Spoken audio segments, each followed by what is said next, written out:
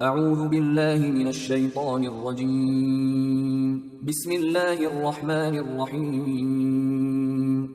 سورہ بقرہ آیات نمبر 30 تا 39 میں قصہ آدم و ابلیس بیان کیا گیا ہے۔ جب ابلیس نے تکبر کیا اور خود کو نسلی طور پر آدم سے برتر سمجھتے ہوئے اللہ کے حکم کے باوجود آدم علیہ السلام کو سجدہ کرنے سے انکار کر دیا تو ہمیشہ کے لیے ملعون قرار پایا۔ اعوذ باللہ من الشیطان الرجیم۔ وَإِذْ قَالَ رَبُّكَ لِلْمَلَائِكَةِ إِنِّي جَاعِلٌ فِي الْأَرْضِ خَلِيفَةً۔ اور وہ وقت یاد کریں جب آپ کے رب نے فرشتوں سے فرمایا کہ میں یقیناً زمین میں اپنا نائب بنانے والا ہوں۔ قالوا اتجعل فيها من يفسد فيها ويسفك الدماء۔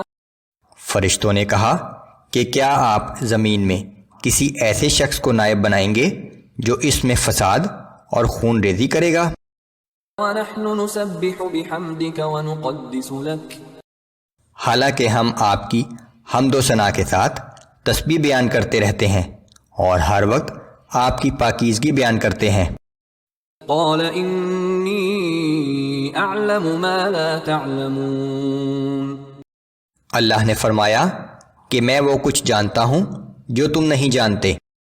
وعلم آدم الأسماء كلها ثم عرضهم على الملائكة فقال أنبئوني بأسماء هؤلاء إن كنتم صادقين۔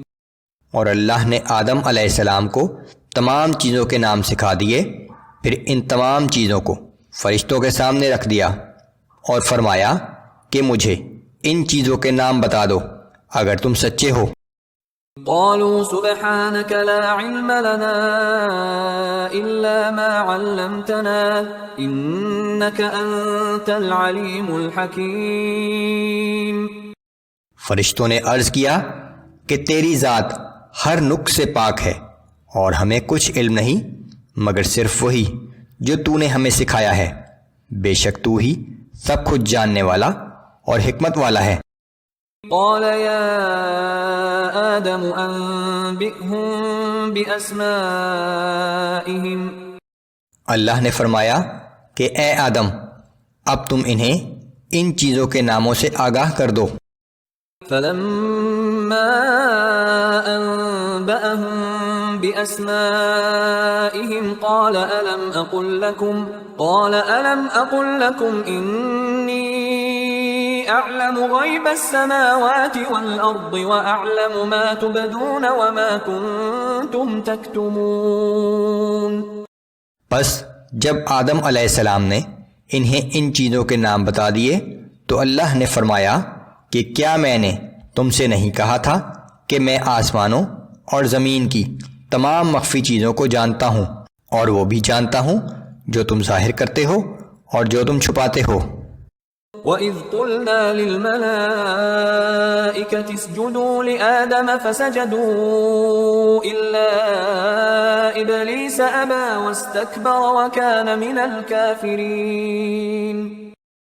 اور جب ہم نے فرشتوں کو حکم دیا کہ آدم علیہ السلام کو سجدہ کرو تو سب نے سجدہ کیا سوائے ابلیس کے، اس نے انکار کیا اور اپنے آپ کو بڑا سمجھا اور وہ کافروں میں سے ہو گیا۔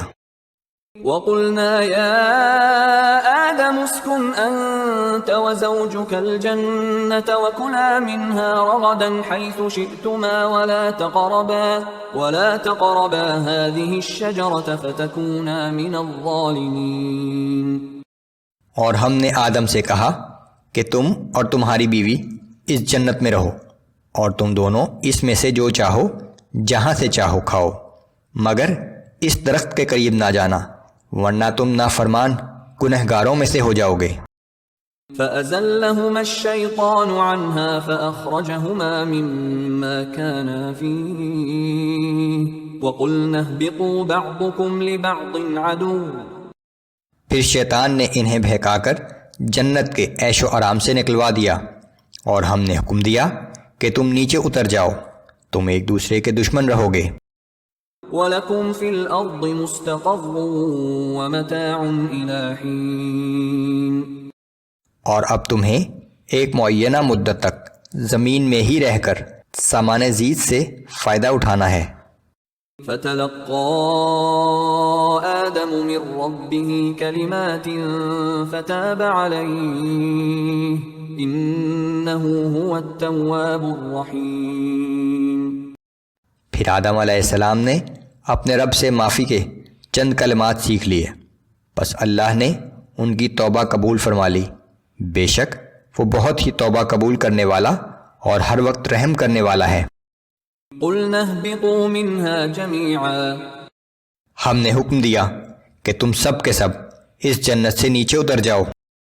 فَإِمَّا يَأْتِيَنَّكُم مِّنِّي هُدًى فَمَن تَبِعَ هُدَايَ فَلَا خَوْفٌ عَلَيْهِمْ وَلَا هُمْ يَحْزَنُونَ۔ پھر جب بھی تمہارے پاس میری طرف سے کوئی ہدایت پہنچے تو جو لوگ میری ہدایت کی پیروی کریں گے نہ ان پر کوئی خوف ہوگا اور نہ وہ غمگین ہوں گے۔ وَالَّذِينَ كَفَرُوا وَكَذَّبُوا بِآيَاتِنَا أُولَئِكَ أَصْحَابُ النَّارِ هُمْ فِيهَا خَالِدُونَ۔ اور جو لوگ انکار کریں گے اور ہماری آیات کو جھٹلائیں گے تو وہی لوگ جہنمی ہوں گے، وہ اس جہنم میں ہمیشہ رہیں گے۔